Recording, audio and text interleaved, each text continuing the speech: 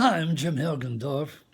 My wife Elizabeth and I are continuing our journey of traveling together to a new America.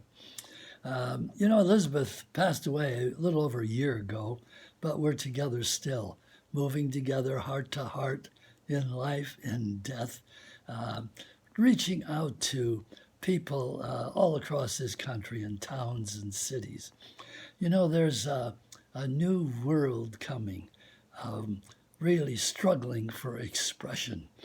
And I think we can gain, amid all of the chaos and division and wars going on around us, we can gain confidence and courage and sustenance from some of the great people in our past of America. One of my great heroines of American history is Helen Keller.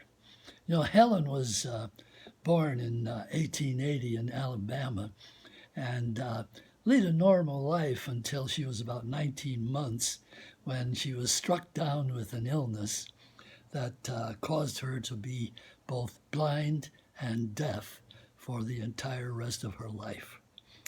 After several terrible, lonely years, she met her great teacher, Anne Sullivan, who, with great, immense patience, guided Helen and taught her to communicate with the outside world through language. And despite enormous handicaps, Helen Keller became one of the most respected and admired women of the century. She published 12 books, and she received the Presidential Medal of Freedom. Here are some of the things that Helen Keller has to say to us about character, about happiness, and the essence of happiness. Character cannot be developed in ease and quiet.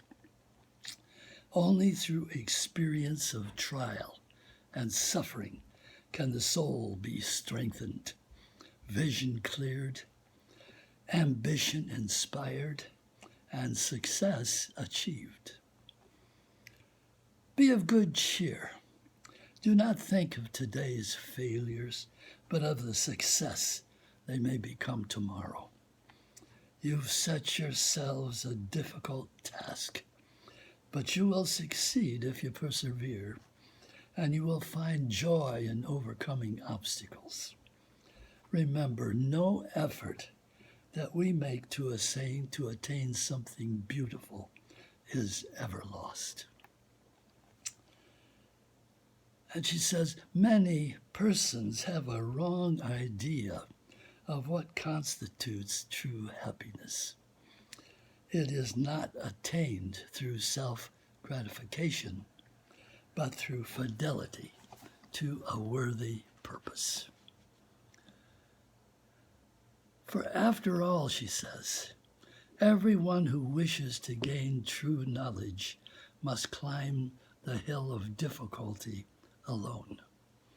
And since there's no royal road to the summit, I must zigzag it in my own way. I slip back many times. I fail. I stand still. I run against the edge of hidden obstacles. I lose my temper and find it again and keep it better. I trudge on. I gain a little. I feel encouraged. I get more eager and climb higher and higher and begin to see the widening horizon. Every struggle is a victory. One more effort and I reach the luminous cloud, the blue depths of the sky, the uplands of my desire. This is interesting. She says, I rejoice to live in such a splendidly disturbing time.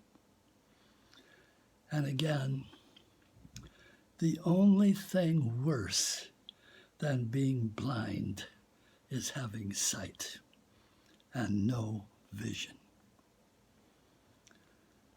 Security, she says, is a superstition. It does not exist in nature, nor do the children of men as a whole experience it. Avoiding danger is no safer in the long run than outright exposure. Life is either a daring adventure or nothing.